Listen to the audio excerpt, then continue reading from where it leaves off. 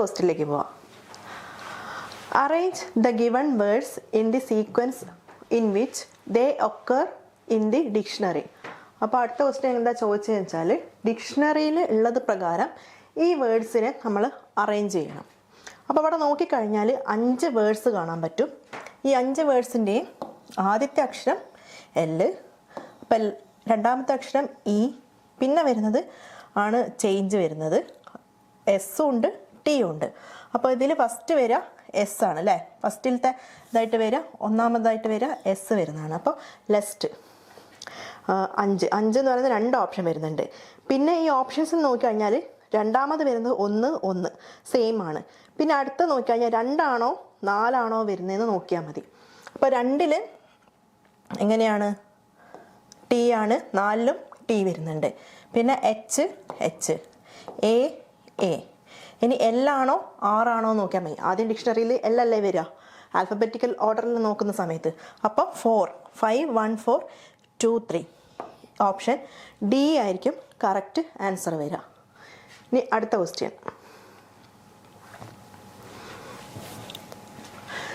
From the given option figures, select the one in which the question figure is hidden or embedded. Rotation is not allowed. അതായത് നമുക്കിവിടെ ഒരു ഫിഗറിൻ്റെ ഒരു portion തന്നിട്ടുണ്ട്. ഈ ഒരു portion ഈ ഫിഗേഴ്സിൽ ABCDയിൽ ഏതിലാണ് ഹിഡൻ ആയിട്ട് ഇരിക്കുന്നത് അല്ലെങ്കിൽ എംബഡഡ് ആയിട്ട് ഇരിക്കുന്നതെന്നാണ് നമ്മൾ കണ്ടുപിടിക്കേണ്ടത്. അപ്പോൾ ഇതിൽ റൊട്ടേഷനൊന്നും, അതായത് ഇതിനെ റൊട്ടേറ്റ് ചെയ്യുന്ന രീതിയിലൊന്നും ചിന്തിക്കാൻ പാടില്ല. അപ്പോൾ ഇങ്ങനെ തന്നെ നോക്കിക്കഴിഞ്ഞാൽ കാണാൻ പറ്റും ഈ ഒരു ഫിഗറിൻ്റെ ഈ പോർഷൻ ഇതിലെന്തായാലും വരുന്നില്ല അല്ലേ, ഇതിലും വരുന്നില്ല. കാരണം ഇങ്ങനൊരു ഇത് വരുന്നുണ്ട്, ഇങ്ങനൊരു ലൈൻ ഇവിടെ വരുന്നുണ്ട്. അപ്പോൾ ഇതിൽ വരാനാണ് ചാൻസ്. അപ്പോൾ ഇവിടെ നോക്കിക്കഴിഞ്ഞാൽ ഇതാ ഇവിടുന്ന് ഇങ്ങനെ വന്നിട്ട് ഈ ഒരു പോർഷൻ, ഈ ഓപ്ഷൻ സിയിൽ വരുന്ന ഈ ഒരു ഫിഗർ ഇങ്ങനെയല്ലേ കാണുന്നത്. അപ്പോൾ ഓപ്ഷൻ സി ആണ് കറക്റ്റ് ആൻസർ വരിക. ഇനി അടുത്ത ക്വസ്റ്റ്യനിലേക്ക് പോവാം.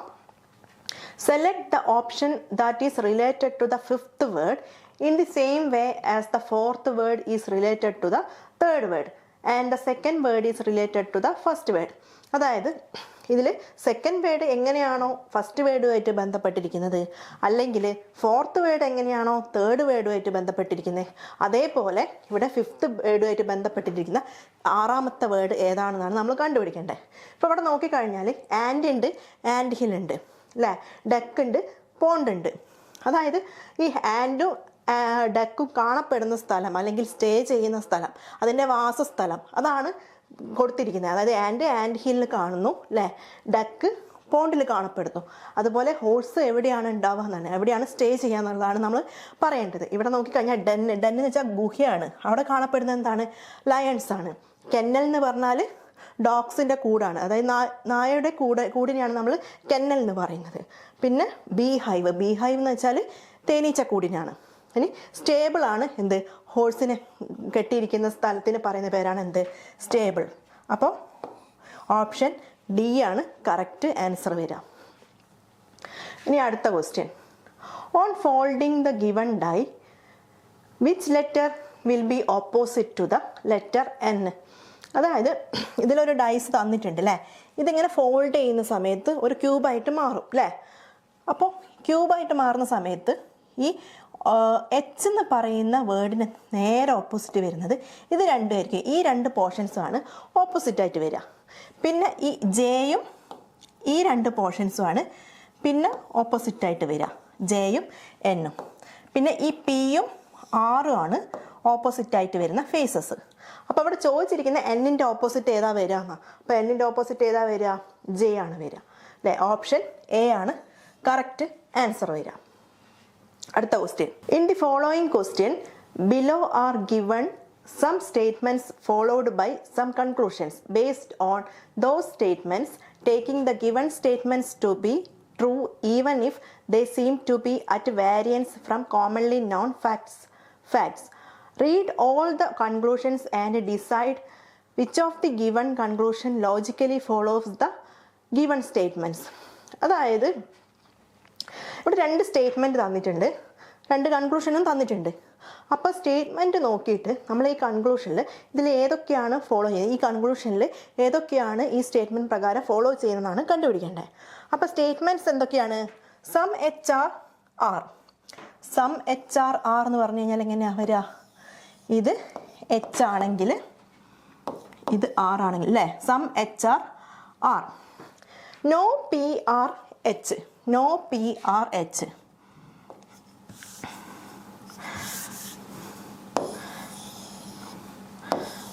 Some H are R. No P are H അല്ലേ? No P are H. അങ്ങനെയാണെങ്കിൽ കൺക്ലൂഷൻ എന്താ പറഞ്ഞിരിക്കുന്നത്? Some P are H. ശരിയാണോ? ഒരിക്കലും അല്ല. കാരണം നോ പി ആർ എച്ച് എന്ന് പറഞ്ഞിട്ടുണ്ട്. അപ്പോൾ സം പി ആർ എച്ച് എന്ന് പറയുന്നത് എന്താണ്? തെറ്റാണ്. അപ്പോൾ ഈ കൺക്ലൂഷൻ, ഒന്നാമത്തെ കൺക്ലൂഷൻ എന്താണ്? തെറ്റാണ്. ഇനി രണ്ടാമത് നോക്കാം. Some R are not P. നോക്കിയേ, some R are not P എന്ന് പറഞ്ഞാൽ സം ആർ എന്ന് പറയുന്നത് എന്ത് തന്നെയാണ്? ഈ എച്ച് തന്നെയല്ലേ? എച്ച് തന്നെയാണ് എന്ത്? സം ആർ എന്ന് പറയുന്നത്. കുറച്ച് ആർ എന്തുണ്ട്? എച്ച് ഉണ്ട്. അപ്പോൾ ഇവിടെ പറഞ്ഞിട്ടുണ്ട് പിയും എച്ച് ആയിട്ട് യാതൊരു ബന്ധവുമില്ല എന്ന് പറഞ്ഞിട്ടുണ്ട്. അപ്പോൾ ഈ ഇതെന്താണ്? കറക്റ്റാണ്. Some R are not P. അത് കറക്റ്റ് ഫോളോ ചെയ്യുന്നുണ്ട്. അപ്പം ഓപ്ഷൻ കൺക്ലൂഷൻ 2 ആണ് ഫോളോ ചെയ്യുന്നത്. അപ്പം option B, only conclusion 2 follows. അടുത്ത ക്വസ്റ്റ്യൻ നോക്കാം. In a certain code language, 2 word is coded as 962147. Wanted is coded as 213957. What is the code for warrant in that code language? അതായത് ഒരു certain code ലാംഗ്വേജിൽ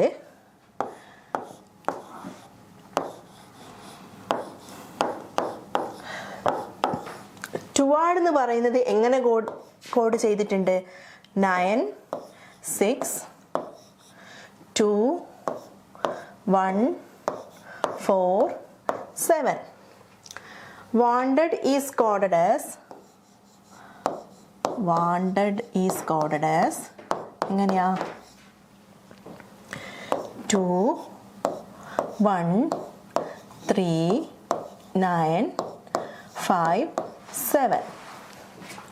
അങ്ങനെയാണെങ്കിൽ what is the code for warrant in that code language എന്നാണ് ചോദിച്ചിരിക്കുന്നത്. Warrant W എന്താ വരിക? 2. A എന്താ വരുന്നത്? 1. R എന്താ വരുന്നത്? 4. 214. R വീണ്ടും 4. അപ്പോൾ ഇവിടെ നോക്കിയേ, ഇത്രയും ആൻസർ കിട്ടിയാൽ തന്നെ നമുക്ക് കിട്ടില്ല. കാരണം എന്താ വെച്ചാൽ ഇവിടെ 39 ഉണ്ട്, 2144, 129 ഉണ്ട് അല്ലേ? അപ്പം ഇവിടെ A എന്ന് പറയുന്നത് 1, N എന്ന് പറയുന്നത് ഏതാ വരിക? 3. അപ്പം ഇത്രയും ചെയ്താൽ മതി. 2144,139. ഇതാണ് എന്ത് വരിക? ഓപ്ഷൻ എ ആണ് കറക്റ്റ് ആൻസർ ആയിട്ട് വരിക. അടുത്ത question. By interchanging which 2 signs and 2 numbers the equation will be correct.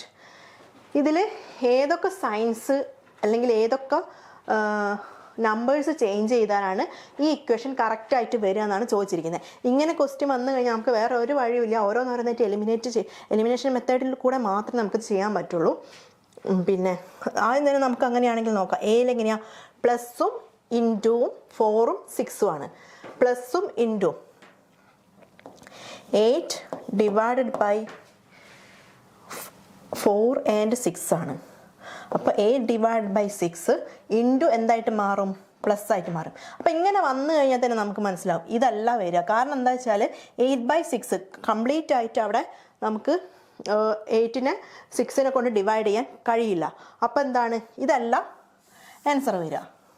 ഇനി അടുത്ത് നോക്കാം. Into plus 4 and 9. Into plus 4 and 9. 8 divided by 9. ഇതും എന്തല്ല? കറക്റ്റ് ആൻസർ അല്ല. ഇത് നമുക്ക് എലിമിനേറ്റ് ചെയ്ത് പോകാം. കാരണം 8 ഡിവൈഡ് ബൈ 9 പിന്നെ ഇൻറ്റു ഇവിടെ പ്ലസ് അല്ലേ വരിക. അപ്പോൾ എന്തായാലും അതും എന്തായില്ല? ഫോളോ ചെയ്യില്ല. ഇനി അടുത്ത നോക്കാം. ഇൻറ്റു ഡിവൈഡഡ് ബൈയും 8ഉം 9ഉം. അത് നോക്കാം. അപ്പോൾ 8 to 9 എന്ന് പറയുമ്പോൾ 9 into 4 divided by 6 plus 3 minus 8. ഇത് കറക്റ്റ് ആണോ നോക്കാം. ഇതിൻ്റെ ആൻസർ എന്താ നോക്കാം.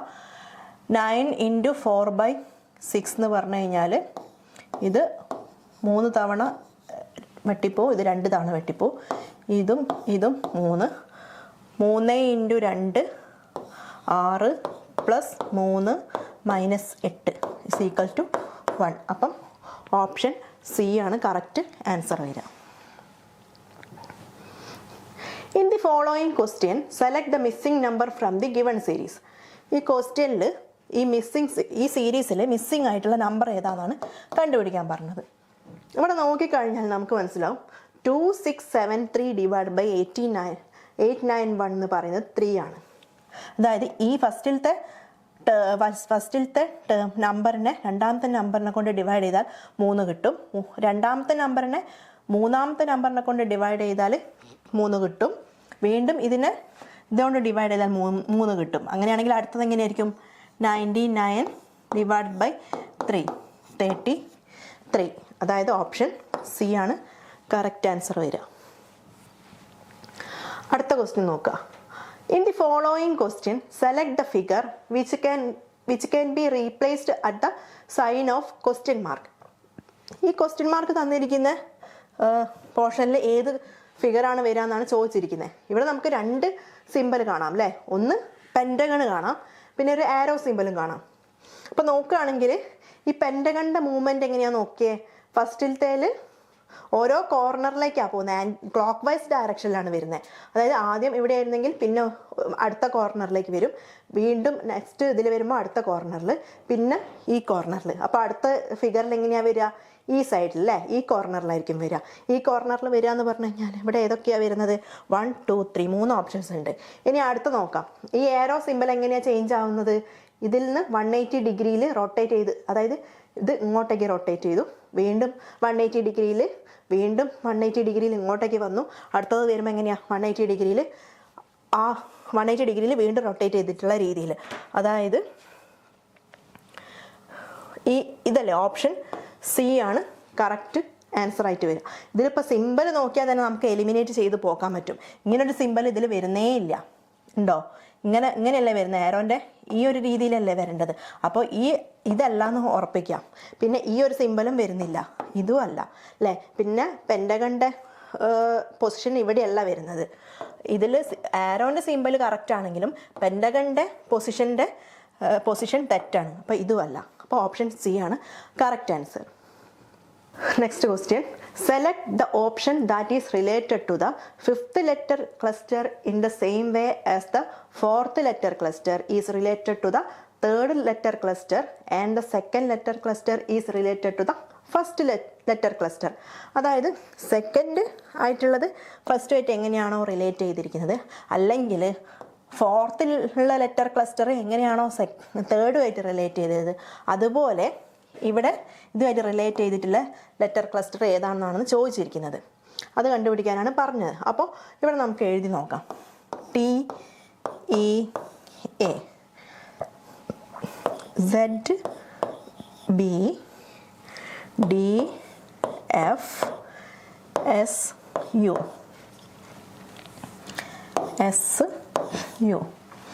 ഇവിടെ നോക്കിയേ, ഈ ടി എന്ന് പറയുന്നത് എസിൻ്റെയും യുവിൻ്റെയും ഇടയിലുള്ള ലെറ്റർ അല്ലേ, ആൽഫബറ്റ് അല്ലേ.